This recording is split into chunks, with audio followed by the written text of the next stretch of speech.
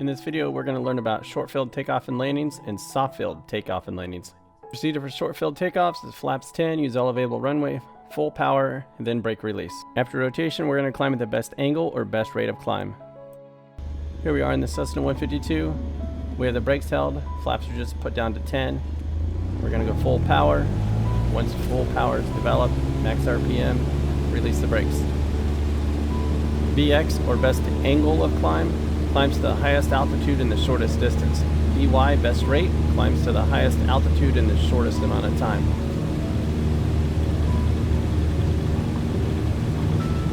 The trees are an obstacle, so we're going to climb at best angle of climb, 55 knots. Once we clear the obstacle, we'll lower the nose, reach 67 knots, then we'll go flaps up and climb out at 67 knots.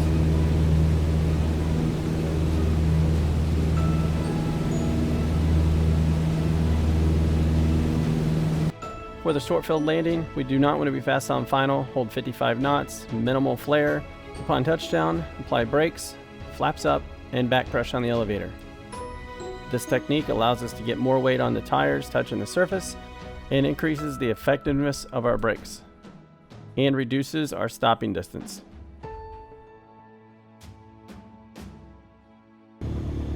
In real life, you wouldn't land on this runway. This is a very short runway and you have two longer runways. Here we are approaching the runway, full flaps and 55 knots indicated airspeed. We don't want to waste any runway. I'm aiming for the runway number 06. There's touchdown, brakes, flaps up, and pull back on the elevator. But not so much that the nose comes off the ground. Soft field's different. It's not like the short field where we're going to add full power then let go of the brakes. It's similar, you'll see it. But the point of this is to get off the ground and accelerate in ground effect where there's less friction than there is in the grass. And the first step to that is to hold the nose off. We're going to hold it right up on the horizon. On a soft field takeoff, on gravel or grass, we're going to add power slowly with the brakes off. The reason for that is the propeller can pull debris up and possibly damage the leading edge of the propeller. But if we're moving forward, that chance is greatly reduced. Here, back pressure is being applied. Pull the nose right to the horizon. We're going to hold this pitch attitude until the airplane comes off the ground. We're going to keep the airplane about 10 feet above the ground. Here we're in what is known as ground effect. There's basically less drag on the airplane. But there is an obstacle, so we're going to climb at VX 55. Then once the obstacle is cleared, lower the nose to 67. When 67 is reached, retract the flaps.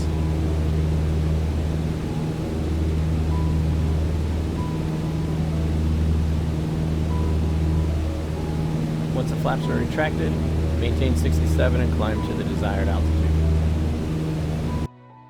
You see the steps for a soft field landing here. Very similar to a normal landing, except we're going to add a little bit of power just before we touch down, and touch down as gently as possible.